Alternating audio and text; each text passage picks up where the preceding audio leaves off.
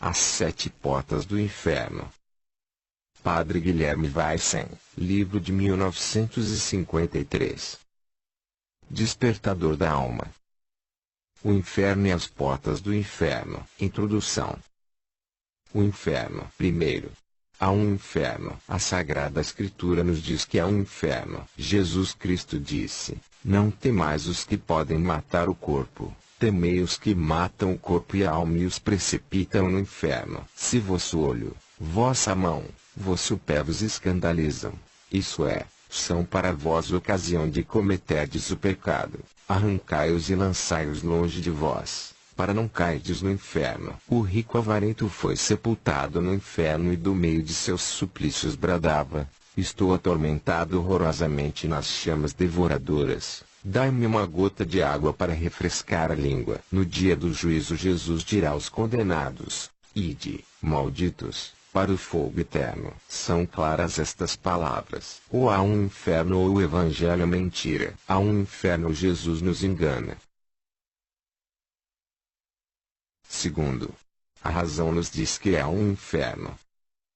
Dois homens que seguem dois caminhos opostos não podem se encontrar no mesmo ponto. Podem encontrar-se e ter a mesma sorte os homens que seguem, uns o caminho do bem, outros o caminho do mal. O justo e o pecador, a vítima e o assassino, a virgem e o sedutor, o mártir e o algoz, a mãe de família honesta e a mulher perdida, podem ir para o mesmo lugar. Suponhamos que São Pedro e Nero tivessem morrido no mesmo dia e que juntos comparecessem perante o tribunal de Deus. Jesus Cristo pergunta a São Pedro: que fizeste durante a vida? Senhor, era um pobre pescador. Vós me chamastes para ser pescador de almas. Deixei tudo e vos segui. Desde então sabeis qual foi minha vida: rezar, jejuar, pregar, batizar, converter os pecadores, salvar as almas, até que fui preso, torturado na cadeia e crucificado por amor de vós. Eis minha vida e minhas obras. E tu,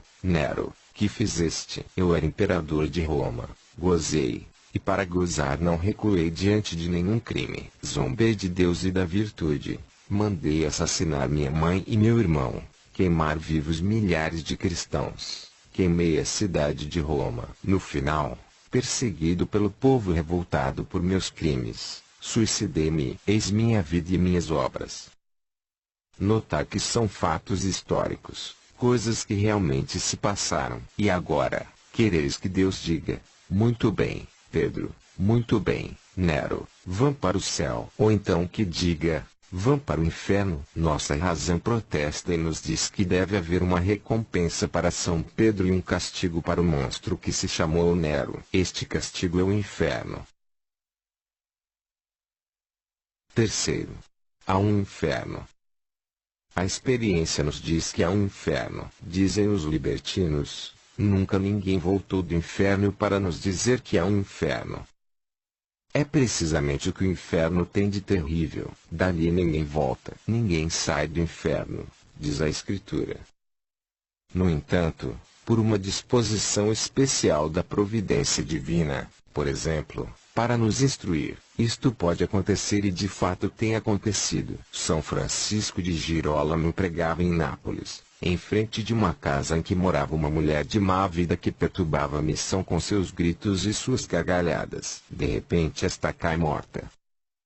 O santo, logo que soube o que tinha acontecido, foi à casa dela. Catarina, disse ele, onde estás? E 2 vezes repetiu as mesmas palavras. Repetiu-as, uma terceira vez com mais autoridade, e os olhos do cadáver se abrem. Seus lábios se movem na presença de toda a multidão. Uma voz, que parecia sair do abismo, respondeu: no inferno, no inferno. Todos fogem, tomados de assombro, e o próprio santo, impressionado, repetia: no inferno. Que terrível! No inferno. É um fato absolutamente certo, a tal ponto que serviu de milagre para a canonização do santo.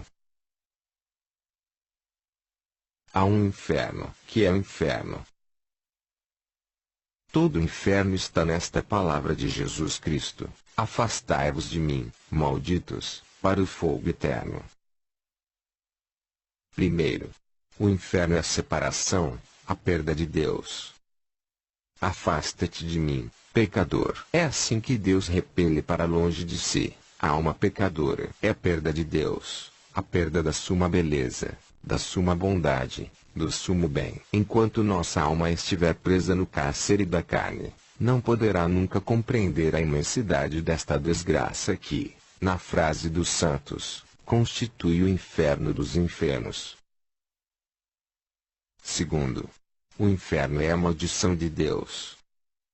Afasta-te, pecador maldito. A maldição eficaz de um Deus Todo-Poderoso. Se é terrível a maldição de um pai, de uma mãe, que será a maldição de Deus. Pecador maldito, maldito no corpo, maldito na alma, olhos, língua, mãos, pés, inteligência, coração, vontade, tudo é maldito, porque tudo serviu de instrumento ao pecado. Terceiro, o inferno é o fogo. Afasta-te de mim, pecador maldito, para o fogo. Quando os profetas falam de inferno, logo se lhes apresenta à imaginação o mar sem limites e sem fundo, e os condenados, nadando e mergulhando neste abismo de fogo. O fogo os envolve, penetra-os, circula em suas veias, e insinua-se até a medula dos ossos. Quarto, o inferno é a eternidade. Afasta-te, pecador maldito, para o fogo eterno. A eternidade. Quem pode compreendê-la? É um tempo que não acaba. 1000 anos, milhões de anos, 1000 milhões de anos. Contai as gotas de água do oceano, os grãos de areia das praias, as folhas das árvores. A eternidade tem mais anos, mais séculos. Sempre, nunca, sempre queimar, sempre sofrer. Nunca o menor alívio, a menor esperança. Se os condenados que estão no inferno pudessem voltar à terra, que fariam? Procurariam outra vez a ocasião do pecado, as danças, os espetáculos, as tavernas, as casas de perdição. Não. Correriam para a igreja, ao pé do altar do Santíssimo Sacramento, de Nossa Senhora, ao pé do confessor principalmente, para alcançar o perdão de seus pecados. O que os condenados não podem mais, vós o podeis. Não estáis no inferno, mas talvez estejais no caminho do inferno. Quanto antes, voltai para trás, talvez amanhã seja tarde. As portas do inferno é larga, disse Jesus Cristo. A porta do inferno pode-se acrescentar. São muitas as portas do inferno. Com efeito, há tantas portas do inferno quantas espécies de pecados mortais, mas há entre elas algumas mais largas e mais perigosas. São as da impureza, da injustiça, da profanação do domingo, da embriaguez, da má educação dos filhos, do protestantismo, do espiritismo, da demora da conversão. Primeira porta do inferno. A impureza.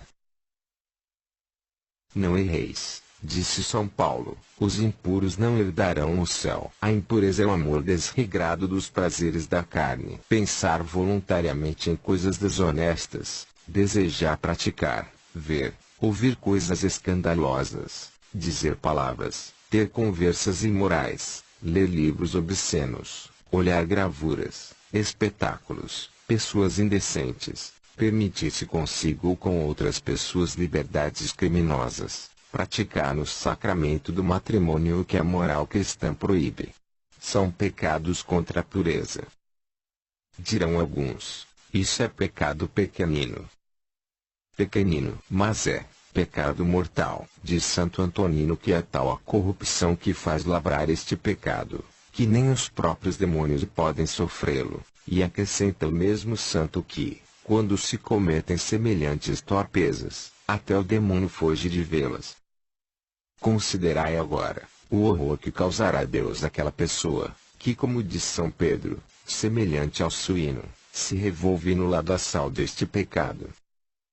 Dirão ainda aos escravos da impureza, Deus é misericordioso, conhece a fraqueza da carne, pois ficar sabendo que, conforme relata a Escritura, Os mais terríveis castigos que Deus descarregou sobre o mundo foram a punição deste pecado. Abramos, com efeito, a Escritura: o mundo está ainda no começo e já os homens estão corrompidos, carnais e impudicos. Deus se arrepende de ter criado o homem e por isso toma a resolução de o exterminar. Abre as cataratas do céu, a chuva cai durante 40 dias e 40 noites. As águas sobem até cobrirem as montanhas mais altas, e a humanidade morre afogada, abismada nas águas do dilúvio. Só escapam 8 pessoas, a família de Noé que, sozinho, guardara a castidade. Será pecado leve que lemos ainda na Bíblia. Havia na Palestina 5 cidades célebres pelo seu comércio, suas riquezas, mais célebres, ainda, pela sua corrupção espantosa. Naquelas cidades cometiam-se pecados de que nem se pode dizer o nome, pecados sensuais contra a natureza, pecados horrorosos que infelizmente se cometem hoje, depois de 2000 anos de cristianismo. Que fez Deus? Mandou chover sobre aquelas cidades uma chuva, não mais de água, mas de fogo e de enxofre, que reduziu a cinzas as cidades e os habitantes.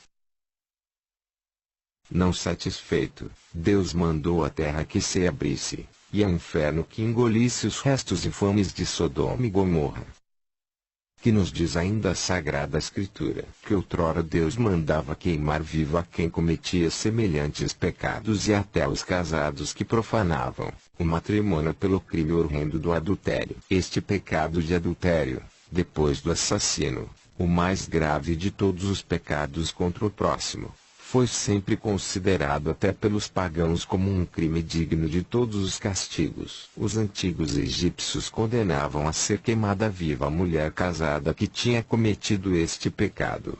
Os saxões igualmente condenavam à fogueira a mulher casada infiel, e a forco o cúmplice de seus crimes. E há cristãos que trazem na lama do pecado o sacramento que São Paulo chama grande.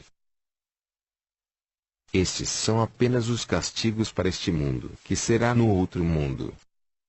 Está escrito, e a palavra de Deus não volta atrás, que os desonestos não entrarão no reino do céu. E este o pecado que arrasta para o inferno o maior número das almas. Diz São Remígio que a maior parte dos condenados estão no inferno por causa deste pecado. O mesmo diz São Bernardo. Este pecado precipita no inferno quase todo mundo. Do mesmo modo fala Santo Isidoro, é a luxúria muito mais que qualquer outro vício que sujeita o gênero humano ao demônio. Em uma palavra, e é a doutrina de todos os santos, de 100 condenados no inferno, haverá um ladrão, um assassino, um ímpio, mas 99 desonestos. Pobres pecadores, longe de mim infundir-vos o desespero. O que quero dizer é que, se vos achais atolados neste vício, procurai sair quanto antes deste lamaçal imundo, senão o inferno será vossa sorte eterna. O que deveis fazer é o seguinte: primeiro, rezar. A oração é uma chuva celestial que apaga o pecado da concupiscência. Rezai antes de dormir, de joelhos, ao pé do leito, 3 Ave Marias a pureza de Nossa Senhora. Segundo, repelir sem demora todo o mau pensamento e desejo, chamando pelos nomes de Jesus e Maria. Terceiro, fugir, mas fugir absolutamente, custe o que custar, da ocasião do pecado, da frequentação de tal pessoa, de tal casa, de tal divertimento, de um modo especial destas danças modernas tão imorais e escandalosas.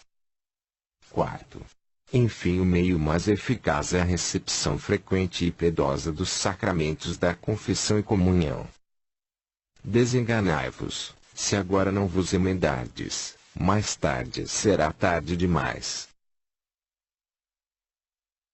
Terceira porta do inferno. A profanação do dia do Senhor. A santificação do domingo comporta 2 coisas: a interrupção do trabalho e a oração. Aos domingos não se pode trabalhar sem necessidade ou por motivo justo. Trabalhareis durante 6 dias, disse outrora Deus aos israelitas, mas ao 7º dia não fareis nenhum trabalho, nem vós, nem vossos servos. Trabalhar aos domingos é, pois, uma desobediência formal a Deus. O trabalho do domingo é um desastre para o corpo, para a alma e mesmo para a fortuna. As máquinas de bronze e de aço não podem trabalhar semanas e meses seguidos. Forçosamente, de quando em vez, é preciso pararem, repousarem, senão arrebentam. Não somos de bronze nem de aço, somos de carne. Sem o repouso de 8 em 8 dias, dizem os sábios, os homens abreviam consideravelmente sua vida. Quereis ver um povo sadio, forte, alegre? Vede as nações que respeitam o domingo. Quereis ver um povo doente, fraco? Considerai os países em que o dia do Senhor é profanado. Quanto à alma, o trabalho ao domingo faz que o homem nem se lembre dela. Quem trabalha sem cessar torna-se material como a terra que cultiva, como as máquinas que maneja, torna-se um animal, um bruto. Notou-se que os revolucionários, os criminosos têm se recrutado principalmente entre os profanadores do domingo. Afinal, nossos interesses temporais pedem que santifiquemos o domingo. Se Deus não constrói a casa, diz o profeta, em vão trabalham os que a edificam. O trabalho ao domingo é como bem mal adquirido, atrasa. Deus não engana. Ora, disse aos judeus: guardareis o dia do Senhor e respeitareis meu santuário. Se fizerdes estas coisas, eu vos darei as vossas chuvas a seu tempo, e a terra e as árvores darão o seu fruto. Comereis o vosso pão ao fartar e habitareis seguros em vossa terra. Se, pelo contrário, rejeitardes meus mandamentos, visitar-vos-ei em minha cólera, vossas árvores, vossos campos, não darão seu fruto. Farei que o céu seja como ferro e a terra como o bronze. Plantareis debalde a vossa semente e vossos inimigos a comerão. As feras devorarão vosso gado. Mandarei a peste, a guerra, a fome. Repousemos, pois, ao domingo e santifiquemos este dia, pela oração.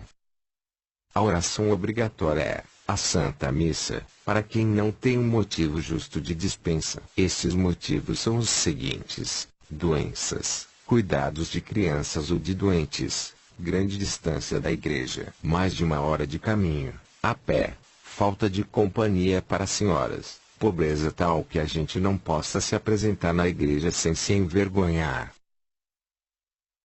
As mães que têm crianças pequenas, procurem alguém que possa substituí-las, para que, pelo menos de vez em quando, possam ouvir a Santa Missa. Não esqueçamos que faltar à missa por descuido, por preguiça, é pecado grave. Mau sinal, péssimo sinal, perder a missa aos domingos. Enquanto o homem aos domingos veste a roupa limpa, toma o caminho da igreja, assiste ao santo sacrifício, ouve a palavra de Deus, há esperança. Embora este homem se tenha desviado de Deus, um dia voltará para ele.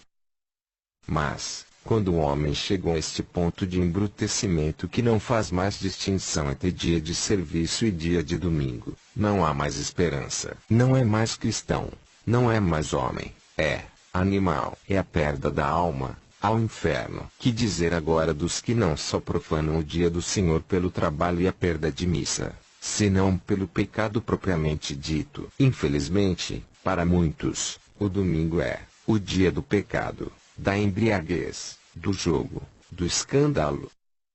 Que crime! Roubar a Deus o dia que Ele reservou para a sua glória e para nossa salvação, e consagrá-lo a Satanás pelo pecado. O que digo do domingo? Digo das festas que, muitas vezes, em lugar de serem festas dos santos, são festas do demônio, pela devassidão. Assim é que outrora os judeus celebravam os domingos e as festas, e por isso Deus lhes disse: eu tenho horror de vossas festas, lançar-vos-ei em rosto as imundícies de vossas solenidades. O que Nossa Senhora e os santos esperam de nós nos seus dias de festas não são músicas, foguetes, danças, jogos, orgias, mas orações fervorosas, confissão, comunhão. Só assim nos tornamos merecedores de seus favores.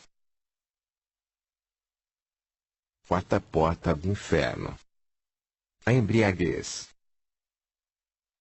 Não erreis, os bêbados não herdarão o reino de Deus. Diz São Paulo. A embriaguez é um dos vícios mais vergonhosos e funestos. O seu efeito imediato é privar o homem do uso da razão e até de seus membros. Este pecado ultraja a Deus porque mancha e apaga no homem a imagem de Deus. Pela sua alma o homem é a imagem de Deus. Como Deus, a alma conhece, ama e quer. Vede agora um escravo da bebida. Onde está a imagem de Deus? O embriagado é incapaz de formar uma ideia. Semelhante ao animal, não é capaz de exprimir seu pensamento. Onde estão seus sentimentos? Só tem instinto de bruto. Onde está sua liberdade? Faz o que não quer e não faz o que quer. Chega a ponto de não poder ficar de pé, de não poder dirigir seus passos, de cair. Um dia, um bêbado caiu numa sarjeta. Chega um cão, olha, farejo festejando com a cauda. O cachorro parecia satisfeito por encontrar um colega. Mas depois o cachorro foi-se embora, e o bêbado ficou deitado na lama, porque não podia arredar-se do lugar. Deus fez o homem grande, diz a Escritura, mas, pelo vício, o homem nivelou-se ao bruto. O alcoólico é inimigo de sua alma, porque calca aos pés todos os mandamentos da lei de Deus.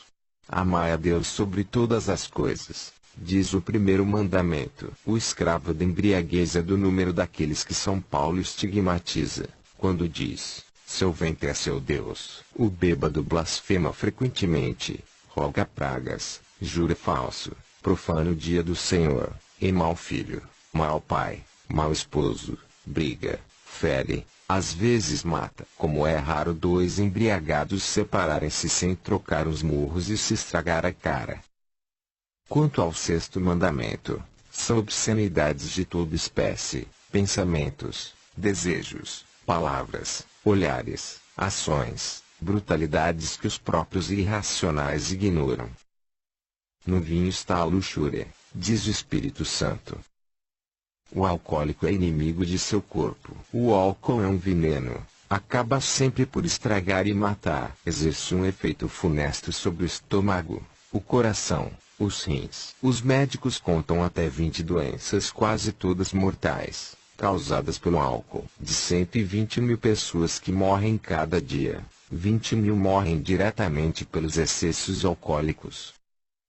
O alcoólico é inimigo de sua família. Uma boa moça regozijava-se na doce esperança de em breve achar-se ao lado de um moço, o preferido do seu coração, para levar com ele uma vida cheia de alegria e de felicidade. Por ele deixou pai e mãe, a ele dá sua mocidade, seu coração, suas forças, seu trabalho, sua vida. E o moço lhe promete torná-la feliz, promete-o, jura-o, até ao pé do altar. E, agora, escravo de embriaguez chega em casa bêbado, envergonha sua esposa, a contrista, a descompõe, a maltrata, e às vezes, deixa-lhe faltar o estrito necessário. Que ingratidão, que traição! Este pecado levanta contra ele um brado de maldição, arrancado de um coração esmagado. O eco desta maldição subirá até o trono de Deus, para bradar vingança contra o violador do amor conjugal. Mau esposo, talvez pai, pior ainda, filhos idiotas, raquíticos, epilépticos, eis, geralmente, a descendência do alcoólico. E estas pobres criaturas geralmente nascem predispostas ao vício. O fruto não cai longe da árvore, diziam os antigos. Que educação dará, aliás, tal pai a seus filhos? Que ouvem os filhos palavras obscenas, conversas ímpias, que vêm brigas, escândalos. Pai miserável, que responderás no dia do juízo, quando Deus te perguntar qual o exemplo que deste a teus filhos? Renunciai ao vício, cristãos, e gozareis as satisfações da virtude e da abundância, os encantos da vida de família, tão puros e tão santos. Que alegria ver-se objeto da afeição de uma esposa, ter filhos sádios e bem-educados. Fugi, pois, do maldito vício da embriaguez. Rezai, frequentai os sacramentos, afastai-vos da ocasião, principalmente, lembrai-vos da palavra de São Paulo, os bebedores não entrarão no céu. Quinta porta do inferno. A má educação dos filhos. Quantos pais se perdem a seus filhos porque não os educam no temor e amor de Deus, não cumprindo os 5 deveres principais que lhes impõe a paternidade: o amor, a correção, a instrução, a vigilância e o bom exemplo.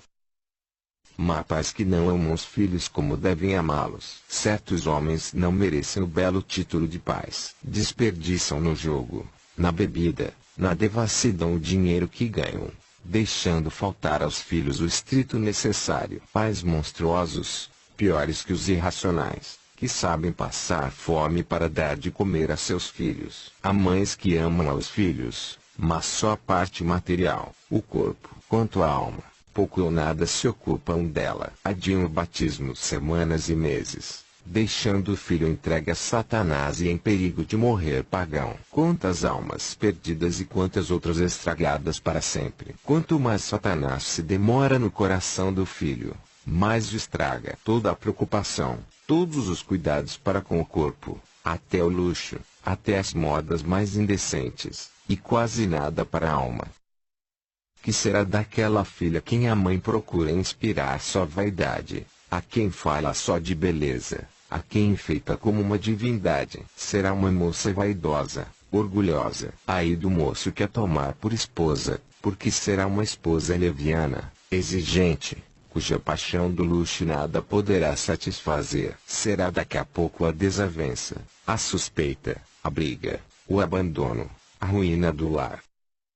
Quantos pais, quantas mães sobretudo perdem a si mesmos porque não cumprem o dever da correção. O homem nasce inclinado ao vício, diz a Escritura. No coração da criança madrugam os maus instintos. Bem cedo é preciso reprimi-los, corrigir os filhos. Daí a pouco será tarde, impossível.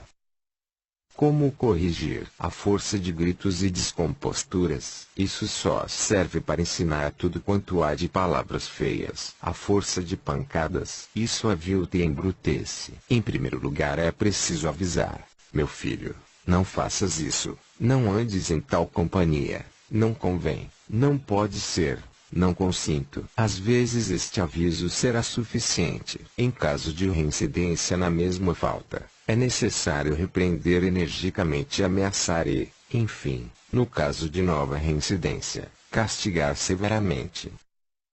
Até quando os pais têm obrigação de corrigir os filhos. Não se esqueçam que, enquanto filhos, não há grandes, nem velhos, não há filhos de barba branca. O filho, enquanto tiver filho, sempre será pai, e ai do pai que não avisa, repreende e corrige o seu filho. E ai do filho que não atende às justas recomendações de seu pai.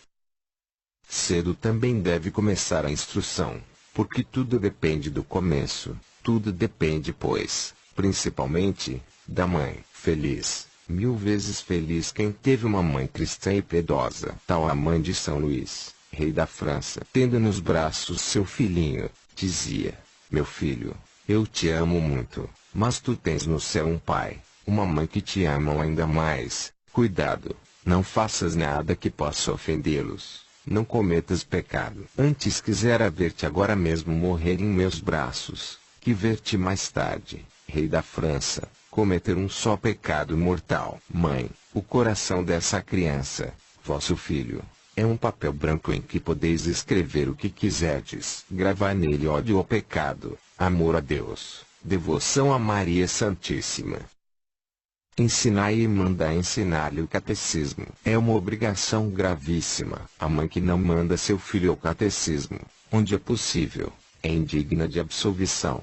Meninos e meninas de 10, 12 anos, moços e moças que nunca aprenderam uma palavra de catecismo, nada sabem de religião e de suas obrigações, e por isso não se confessam, não comungam, vivem no pecado. É o que encontramos todos os dias. Os culpados são os pais. Quantas moças põem o pé no inferno no dia em que casam, porque assumem uma obrigação que são incapazes de cumprir: ensinar aos filhos a amarem e servirem a Deus. Que responsabilidade! Como poderão salvar-se? Perdem a si e a seus filhos.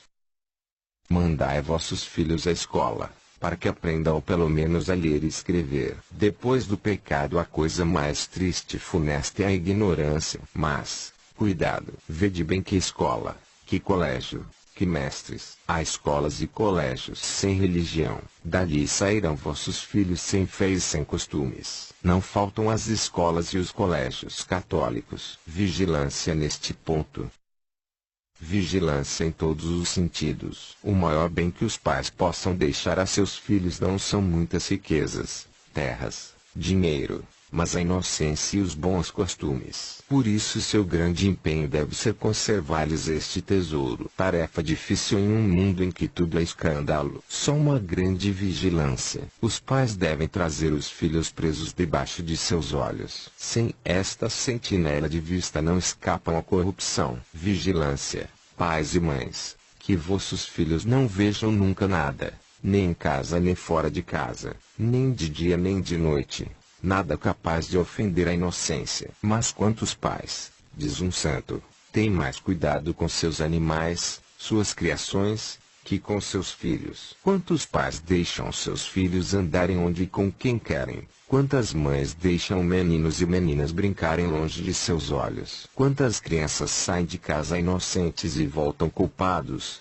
Quantos moços e moças acham sua perdição em noites de festas, de volta por estradas escuras e desertas? Quantos desastres, pais e mães, onde andam vossos filhos e filhas, que casa, que pessoas, que divertimentos frequentam? Examinai a vossa consciência, condenai-vos, antes que Deus examine e vos condene.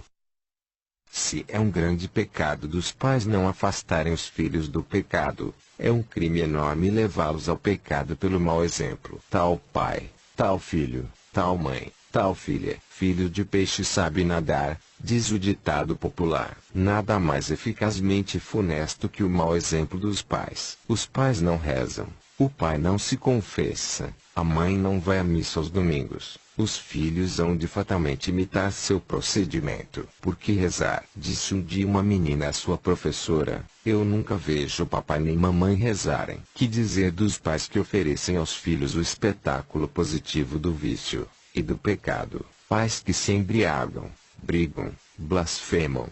Certas mães cuja vida é o pecado. Os filhos o sabem e se envergonham, o que não os impedirá de, mais tarde, trilharem o mesmo caminho. Ai do homem, disse Jesus Cristo, que dá escândalo, isso é, dá mau exemplo. Por conseguinte, 1000 vezes ai dos pais que escandalizam seus filhos. Seria melhor lhes amarrar ao pescoço uma pedra e serem lançados ao mar. Maldito seja meu pai, disse um condenado à morte, à hora de subir ao patíbulo. A ele é que devo a minha desgraça. Nunca me ensinou meus deveres para com Deus e os homens, deixou-me frequentar más companhias, deu-me em tudo o mau exemplo. Faz horror pensar que no inferno muitos filhos amaldiçoam aos pais e muitos pais aos filhos, porque foram uns para outros causadores de sua condenação. Pais e mães, amai vossos filhos com amor cristão, educai-os no amor e temor de Deus, afastai-os do mal, e dai-lhes em tudo bom exemplo, e vossos filhos vos darão o gosto, neste mundo serão vossa consolação e no outro vossa coroa. Sexta porta do inferno. O protestantismo.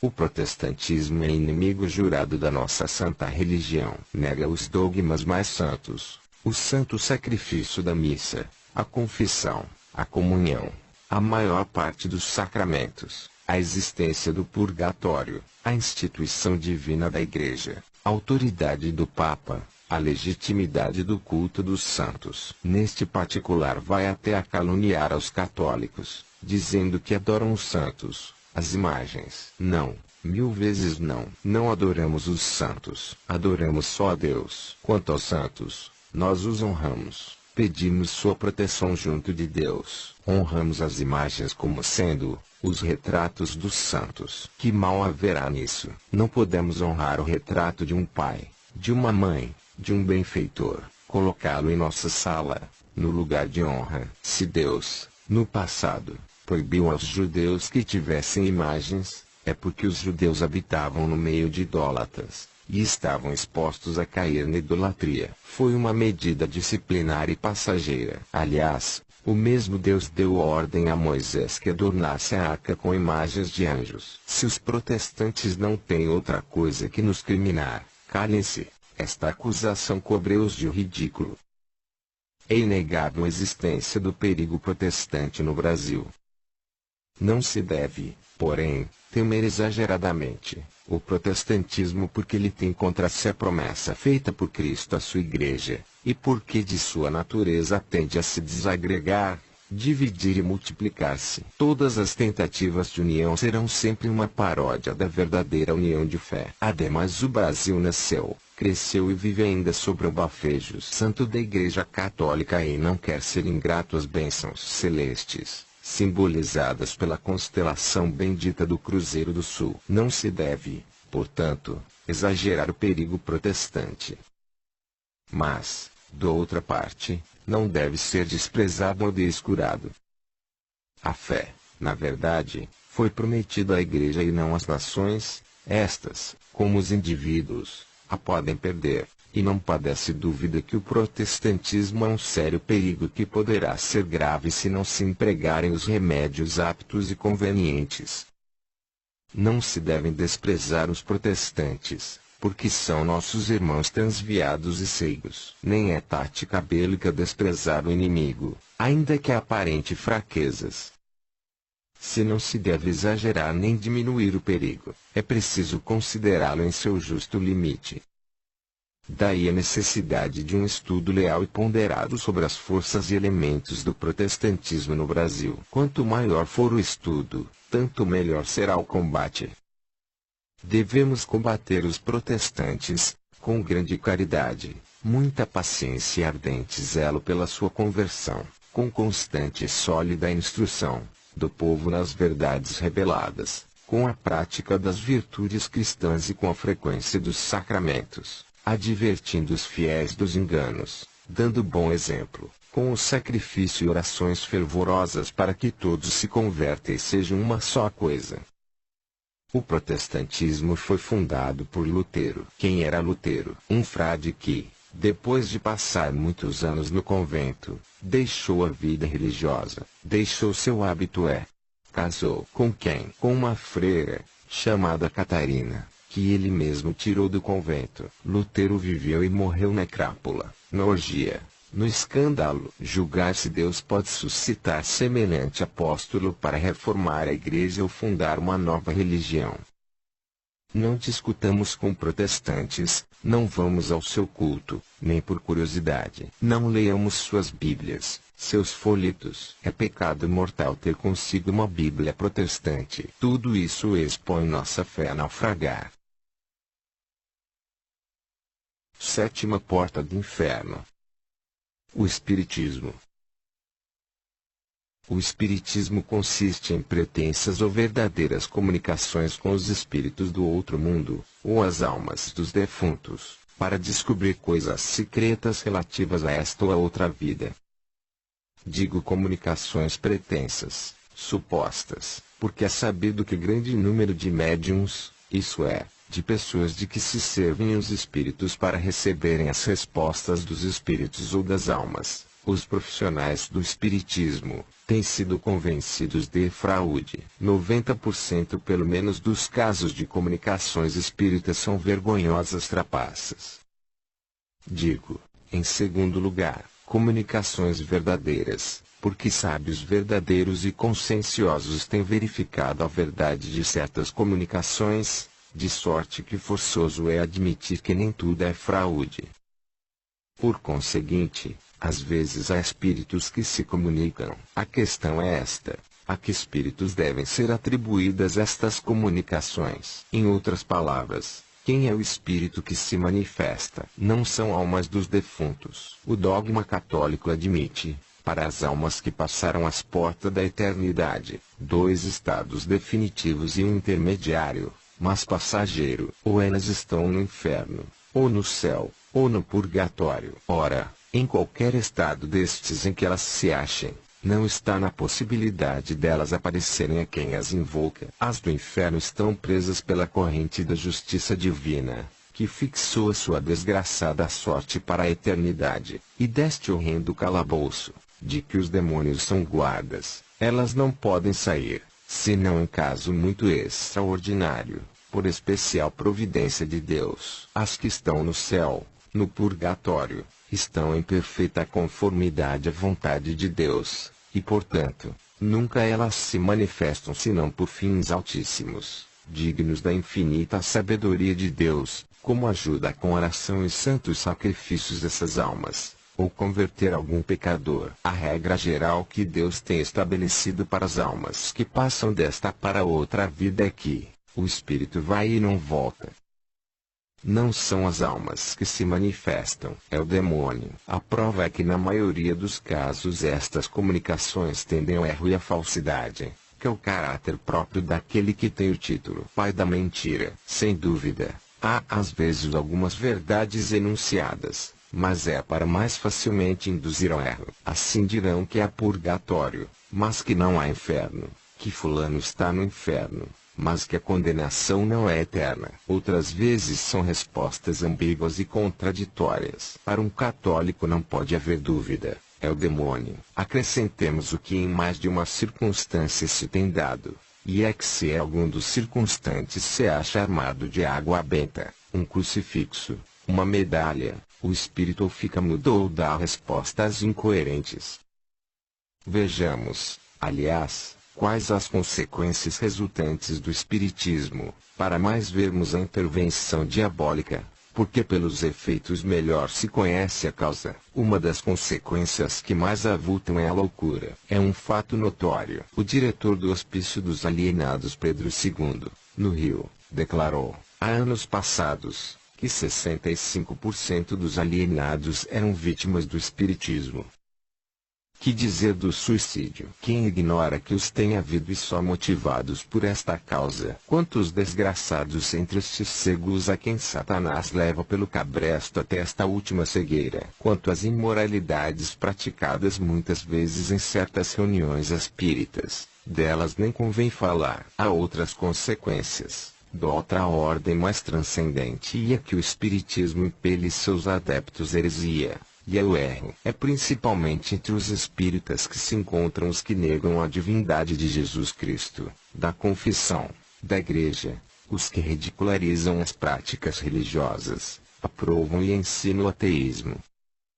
Basta ficar claro e evidente que as pessoas que se entregam a estas práticas cometem pecado mortal não só porque desobedecem à igreja, que as proíbe, mas também porque procuram pôr-se em comunicação com o espírito das trevas, o inimigo de Deus, o que é proibido pela Sagrada Escritura.